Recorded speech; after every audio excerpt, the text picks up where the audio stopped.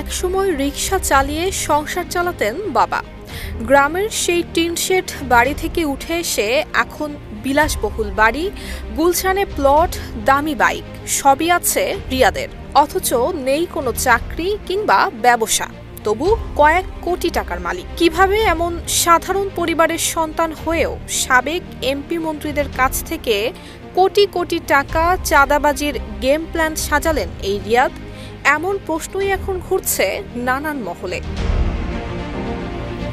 গত ২৬ জুলাই সন্ধ্যায় রাজধানীর গুলশানে সংরক্ষিত আসনের সাবেক এমপি শাম্মী আহমেদের বাসায় চাঁদা নিতে গিয়ে পুলিশের হাতে ধরা পড়েন আব্দুর রাজ্জাক বিন সুলাইমান রিয়াদ। সিল্কোর সিল্ক অ্যান্ড শাইন, যাতে আছে আর্গান অয়েল ও ওট প্রোটিনের গুডনেস, যা আপনার চুলকে রাখে হেলদি অ্যান্ড শাইনিং। তখন তিনি নিজেকে পরিচয় দিচ্ছিলেন স্বরাষ্ট্র মন্ত্রণালয়ের সরকারি কমিটির সদস্য এবং বৈষম্য বিরোধী ছাত্র আন্দোলনের সমন্বয়ক হিসেবে। রিয়াদ প্রথমে দাবি করেন ৫০ লক্ষ টাকা। প্রথম দফায় তাকে ১০ লক্ষ টাকা দেয়া হলে পরে আবারও বাকি টাকা নিতে হাজির হন তিনি। টাকা দিতে না পারলে দাবি করেন স্বর্ণালংকার।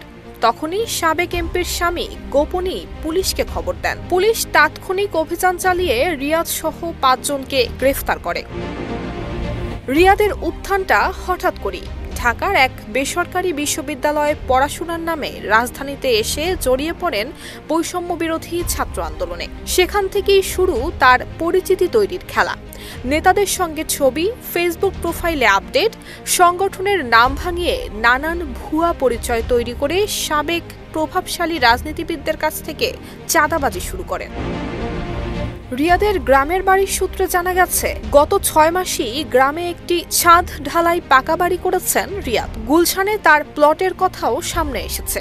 অথচ মায়ের দাবি, ছেলের পড়াশোনার খরচ এখনো গ্রামের বাড়ি থেকেই পাঠাতে হয়।